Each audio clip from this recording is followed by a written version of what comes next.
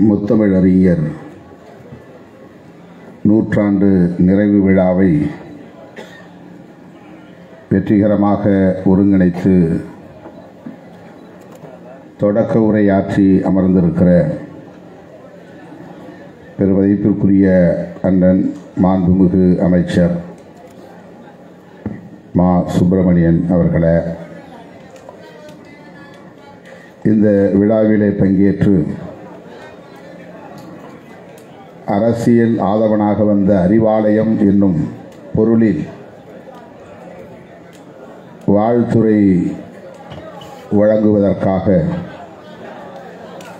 வருகை தந்திருக்கிற திராவிடர் கழகத்தின் தலைவர், தமிழர் தலைவர் ஐயா ஆசிரியர் அவர்களே, காங்கிரஸ் பேரியக்கத்தின் தமிழ்நாடு தலைவர் அன்பு இளவல் செல்வ பெருந்தகை அவர்களே, புரட்சி புயல் அண்ணன் வைகோ அவர்களின் சார்பில் இங்கே உரையாற்றி அமர்ந்திருக்கிற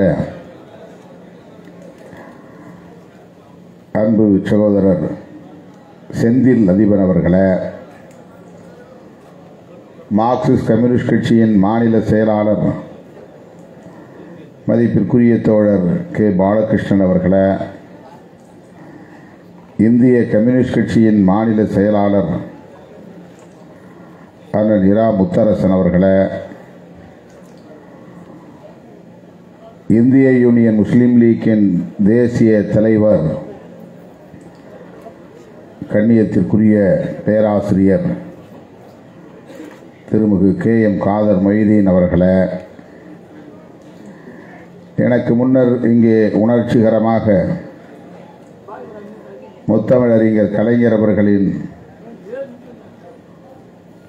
பங்களிப்பு குறித்து, ஆளுமை குறித்து மிகச் சிறப்பான உரையை வழங்கி அமர்ந்திருக்கிற மனிதநேய மக்கள் கட்சியின் தலைவர், சட்டமன்ற உறுப்பினர் அண்ணன் MH ஜவாஹிருல்லா அவர்களே, திராவிட முன்னேற்றக் கழகத்தின் முன்னணி தலைவர்களே, திரளாக கூடியிருக்கிற தமிழ் சொந்தங்களே, உங்கள் அனைவருக்கும் என்னுடைய பணிவார்ந்த வணக்கத்தை தெரிவித்துக் கொள்கிறேன். நாளை வாக்கு எண்ணிக்கை. நானும் ஒரு வேட்பாளர் என்கிற நிலையில் சிதம்பரம் தொகுதிக்கு செல்ல வேண்டும். அரியலூரிலே வாக்கு எண்ணிக்கை நடைபெற உள்ளது. தமிழச்சி தங்கப்பாண்டியன் அவர்கள் இந்த தொகுதியை சார்ந்தவர், அவரும் இங்கே வந்திருக்கிறார். திருச்சி சென்று அங்கிருந்து அரியலூருக்கு செல்ல வேண்டும். இன்று மாலை 6 மணி அளவில் வாக்கு எண்ணிக்கை முகவர்களை சந்தித்து திராவிட முன்னேற்றக் கழகத்தின் பொறுப்பாளர்களோடு கலந்துரையாடல் இருக்கிறது. ஆகவே சற்று முன்னதாகவே நான் விடைபெற இருக்கிறேன். இடையில் விடைபெறுவதற்காக பொறுத்தருள வேண்டுகிறேன். முத்தமிழறிஞர் கலைஞர் அவர்களை பற்றி மணிக்கணக்கில் பேசிக்கொண்டே இருக்கலாம். நம்முடைய பெருங்கவிக்கோ ஐயா வாமுசி அவர்கள் கலைஞர் காவியம் என்று மிக பெரும் புத்தகத்தையே இங்கு படைத்து நம்முடைய தமிழர் தலைவர் அவர்கள் வெளியிட்டிருக்கிறார். கலைஞர் ஒரு காவியம். காவியத்தை நாம் சில மணித்துளிகளில் படித்துவிட, எதிர் விமர்சனங்கள் நிறைந்த பொது வாழ்க்கை, அதிலும் 50 ஆண்டு காலம் அவரே தமிழக அரசியலில் அச்சாணியாக விளங்கியவர். அவரை ஆதரித்து பேசுகிறவர் ஒரு புறம், அவரை எதிர்த்து பேசுகிறவர்கள் இன்னொரு புறம். ஆதரித்தாலும் எதிர்த்தாலும் அவரே அரசியலின் மையப் பொருளாக இருந்தார் என்பதுதான். அரை நூற்றாண்டு கால அரசியல் அப்படித்தான் நகர்ந்தது. அவரை எதிர்த்துதான் அரசியல் இயக்கங்கள் உருவாயின. அவரை எதிர்த்துதான் பல போராட்டங்கள் இங்கே கட்டமைக்கப்பெற்றன. அவை இன்னும் தொடர்கின்றன. ஆனால் என்னவோ அவை விமர்சனங்கள் தான் மிக மிக அதிகம். அதனால்தான் அவர் குறிவைக்கப்பட்டார். புதுச்சேரியிலே நடைபெற்ற திராவிடர் கழக மாநாட்டில் தந்தை பெரியார் கலந்து கொண்டார், பேரறிஞர் அண்ணாவும் கலந்து கொண்டார். திராவிட இயக்க கருத்தியலின் மூல வேர்கள். ஆனால் அந்த நிகழ்ச்சி முடிந்ததும் குறிவைத்து தாக்கப்பட்டவர் முத்தமிழறிஞர் கலைஞர். அன்றைக்கு அவர் ஒரு சாதாரண இளைஞர் தான். அவரை அடித்து சாக்கடை ஓரத்திலே தூக்கி போட்டு விட்டு போனார்கள். ஒரு முறை அல்ல, அடுத்து கோட்டூர்புரத்திலும் சென்னையிலே அதேபோல் நடந்தது. ஏன் அப்போதே அவர் குறிவைக்கப்பட்டார் என்றால், அவர் பேச்சிலும் செயலிலும் அவர் எப்படிப்பட்டவர், எதிர்காலத்தில் எப்படி மெளிரப் போகிறார் என்பது வெளிப்பட்டது. விளையும் பயிர் முளையிலே தெரியும் என்பார்கள். அதுபோல திராவிட இயக்க மேடைகளில் எண்ணற்ற பலர் பேசினாலும் கூட எல்லோரும் குறிவைக்கப்படவில்லை, கலைஞரை தவிர. ஆக புதுச்சேரியில் தாக்கப்பட்டார். பிறகு தந்தை பெரியாரே அவருக்கு மருந்திட்டார் என்று வரலாற்றில் நாம் பார்க்கிறோம். கோட்டூர்புரத்தில் தாக்கப்பட்டார், தப்பி பிழைத்தார். அன்றைக்கு அவர் திராவிட முன்னேற்ற கழகத்தில் முன்னணி தலைவர்களில் ஒருவர் என்று சொல்லக்கூடிய இடத்திலும் இல்லை. அண்ணாவுக்கு அடுத்து நெடுஞ்செழியன் இருந்தார், பேராசிரியர் அன்பழகன் இருந்தார், கே.ஏ. மதியழகன் இருந்தார், என்.வி. நடராஜன் இருந்தார், மாதவன் இருந்தார். இப்படி எண்ணற்ற பல ஜாம்பவான்கள் இருந்தார்கள். ஆனால் கருத்தியல் பகைவர்களால் குறிவைக்கப்பட்டு தாக்கப்பட்டவர் கலைஞர். எந்த இடத்தில் இருக்கிறோம், எந்த நாற்காலியில் இருக்கிறோம் என்பதல்ல பிரச்சனை, எந்த பதவியில் இருக்கிறோம் என்பதல்ல பிரச்சனை, என்ன கருத்தியலை உள்வாங்கி இருக்கிறோம், எப்படி செயல்படுகிறோம் என்பதுதான் பிரச்சனை. கலைஞர் எப்படி திமுக தலைவரானார் என்று பலருக்கும் வியப்பு. பேரறிஞர் அண்ணா மறைந்த பிறகு முறைப்படி நாவலர் நெடுஞ்செழியன் தானே முதலமைச்சராகி இருக்க வேண்டும், கட்சியின் தலைவராகி இருக்க வேண்டும். அல்லது அவருக்கு அடுத்தபடி மிகப்பெரிய செல்வாக்கிலே இருந்த தலைவர்கள் பலர் இருந்தார்களே. என்.வி. நடராஜன் போல கலைஞர் இன்றைக்கு பெரிய கட்சி பொறுப்பிலே செல்வாக்கு பெற்றவராக இல்லை. கே.ஏ. மதியழகன், அவருடைய தம்பி கிருஷ்ணசாமி, கே.ஏ. கிருஷ்ணசாமி, இவர்களெல்லாம் அன்றைக்கு மிகப்பெரிய செல்வாக்கு பெற்ற தலைவர்களாக இருந்தார்கள். அவர்கள் எவராலும் அந்த இடத்தை பிடிக்க முடியவில்லை. பேரறிஞர் அண்ணாவின் மறைவுக்கு பிறகு திராவிட முன்னேற்ற கழகத்தின் தலைவராக பொறுப்பேற்கக்கூடிய அளவுக்கு முத்தமிழறிஞர் கலைஞர் உயர்ந்தார் என்றால் அதற்கு காரணம் அவர் உள்வாங்கிய அரசியலும், அந்த அரசியலில் அவர் காட்டிய தீவிரமும், அவர் களத்தில் ஆற்றிய பணிகளும் தான் காரணம். அந்த துடிப்பு தான் காரணம், பங்களிப்பு தான் காரணம், செயலில் இருந்த தீவிரம்தான் காரணம், உள்வாங்கிக் கொண்ட கருத்தியலில் வெளிப்பட்ட தெளிவுதான் காரணம். ஆகவேதான் திராவிட முன்னேற்ற கழகத்தின் தலைவராக பொறுப்பேற்று தனது இறுதி மூச்சு வரையில் திமுக தலைவராக அந்த பொறுப்பிலே இருந்து திராவிட முன்னேற்ற கழகம் என்கிற ஒரு மாபெரும் இயக்கத்தை கட்டி காப்பாற்றுகிற ஒரு காப்பரணாக விளங்கினார். பெரியாரை வீழ்த்த நினைத்தவர்கள் அவரை மிக கடுமையாக விமர்சித்தார்கள். ஆனால் வீழ்த்த முடியவில்லை. அண்ணா தோன்றினார். அண்ணா தோன்றியதும் அவரை வீழ்த்த வேண்டும் என்று கொள்கை பகைவர்கள் எவ்வளவோ முயற்சித்தார்கள், இழித்தார்கள், பழித்தார்கள், வசவு மொழிகளை வாரி இறைத்தார்கள். யாவற்றையும் சகித்துக் கொண்டு தம்பிகளை உருவாக்கினார். கொள்கை போராளிகளாக உருவாக்கினார். பேரறிஞர் அண்ணாவுக்கு எப்படி இயேசு பெருமானுக்கு 12 சீடர்கள் கிடைத்தார்களோ அதைப் போல பேரறிஞர் அண்ணாவுக்கு கொள்கை வலுவுள்ள சீடர்கள் கிடைத்தார்கள். இது ஒரு இயக்க வரலாற்றிலே முக்கியமாக கவனிக்க வேண்டிய ஒன்று.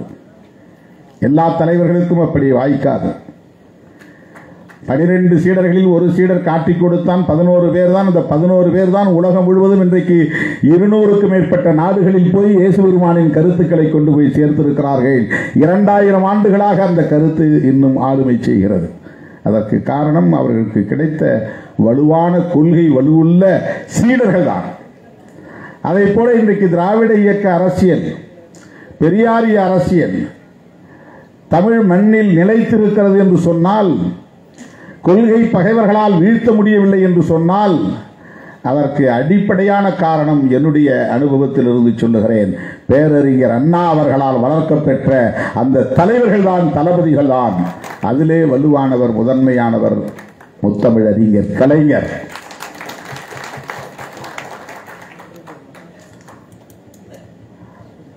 வெளியே வெகு தூரத்தில் ஆட்சி அதிகார மையத்திலிருந்து வெளியே அவ்வளவு எளிதான ஒன்றல்ல. பெரியாரிய கருத்துக்கள் என்பது பெரும்பான்மை மக்களுக்கு எதிரான கருத்துக்கள். பெரும்பான்மை மக்கள் நம்புகிற கருத்துக்கள் அறிவியல் பூர்வமானவை இல்லை. ஆகவே அதை எதிர்த்து சொல்ல வேண்டிய தேவை எழுந்தது பெரியாருக்கு.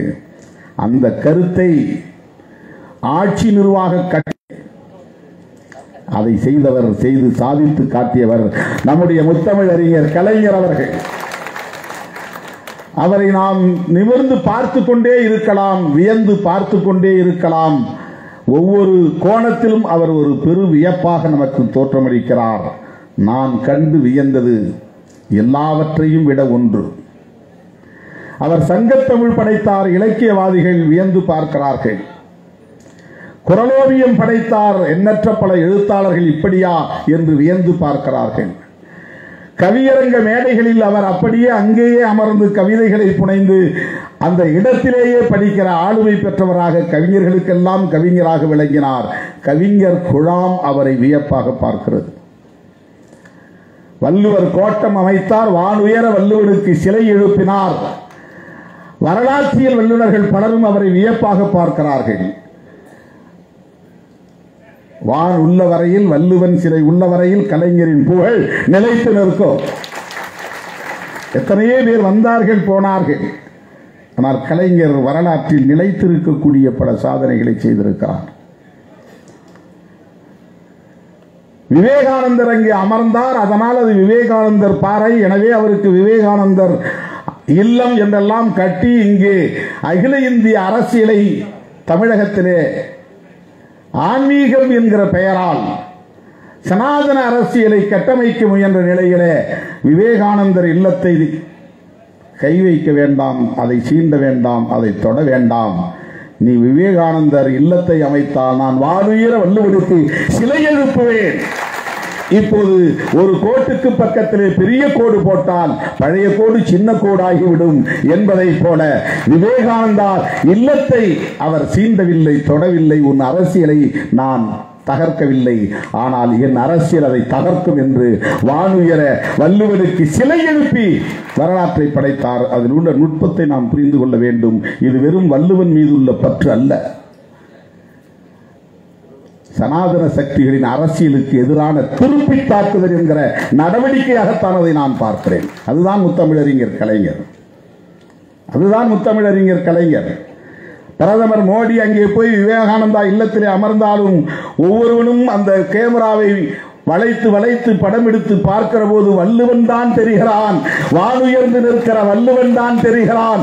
வள்ளுவன் தெரிகிற இடத்திலெல்லாம் முத்தமிழறிஞர் கலைஞர் தெரிகிறார். யார் இந்த சிலையை நிறுவியது, ஏன் நிறுவினார்கள், இந்த சிலை யாருடைய சிலை, இவர் பெயர் என்ன, இவருடைய புகழ் என்ன, இவருடைய வரலாறு என்ன என்று கேள்வி எழுப்புகிற போதெல்லாம் திருக்குறள் உலகம் முழுவதும் தெரிகிறது.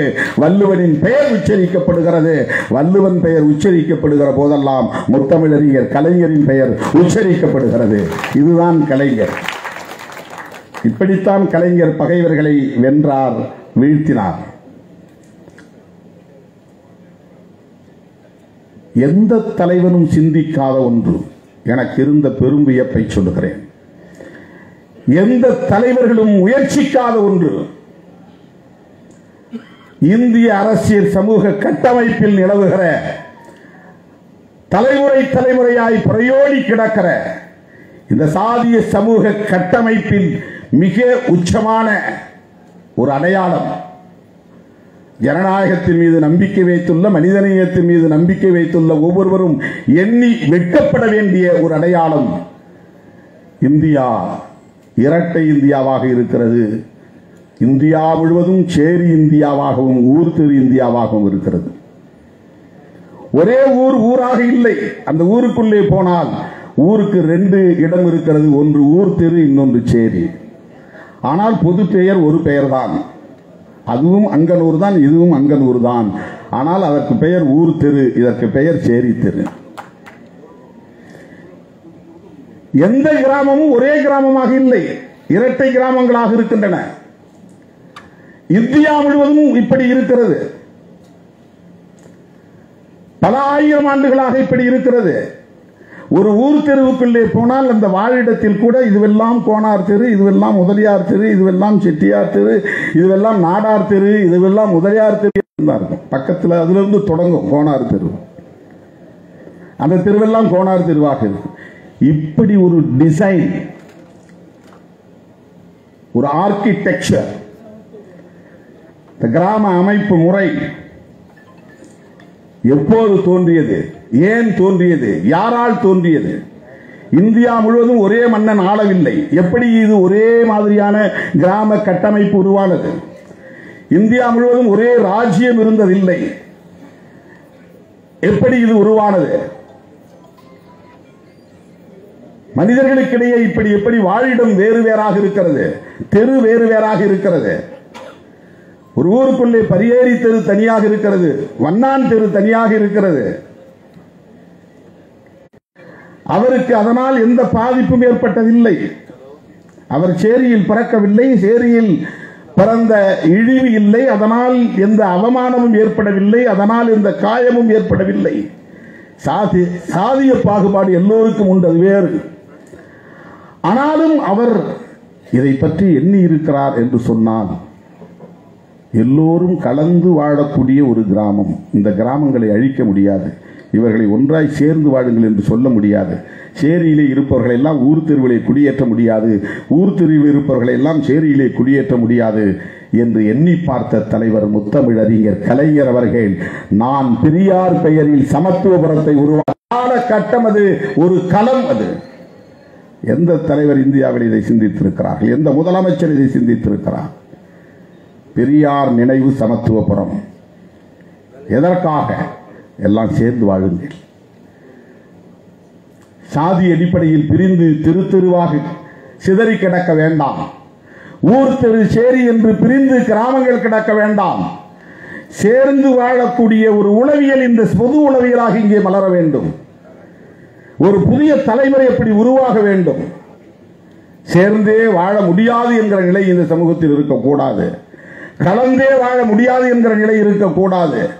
சேர்ந்து வாழ வேண்டும், கலந்து வாழ வேண்டும், எல்லோரும் மனிதர்களாக வாழ வேண்டும், சமத்துவத்தோடு வாழ வேண்டும், சகோதரத்துவத்தோடு வாழ வேண்டும். அதற்கான ஒரு பொது உளவியலை உருவாக்குவதற்கு சிந்தித்த ஒரு புரட்சியாளர் தான் முத்தமிழறிஞர் கலைஞர், சமூக புரட்சியாளர்.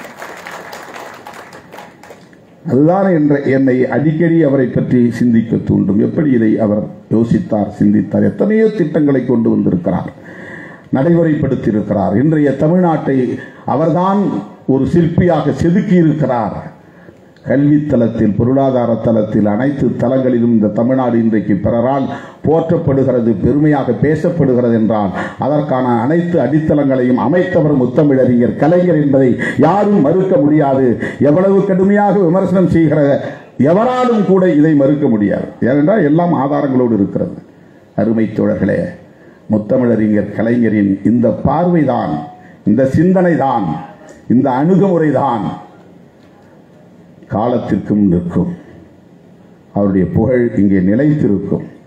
அவர் கண்ட கனவு சமத்துவபுரங்களின் ஊடாக அவராலேயே அது நிறைவேற்றப்பட்டது என்றாலும் கூட அது இந்தியா முழுவதும் பரவ வேண்டும். எல்லோரும் அரசமைப்பு சட்டத்தின் முகப்புறையில் இருக்கிற சுதந்திரம், சமத்துவம், சகோதரத்துவம் என்கிற சொற்களை மட்டும் படித்துவிட்டு நாம் இவைதான் நம்முடைய கோட்பாடு என்று சொல்லிக் கொண்டிருக்கிற வேளையில் அந்த சகோதரத்துவத்தையும் சமத்துவத்தையும் நிலைநாட்டுவதற்காக தனக்கு கையிலே கிடைத்த ஆட்சி அதிகாரத்தை பயன்படுத்தி அந்த திட்டத்தை அறிமுகப்படுத்தினார். எத்தனையோ திட்டங்கள், குடிசை மாற்று வாரிய திட்டம் இந்தியாவிலேயே.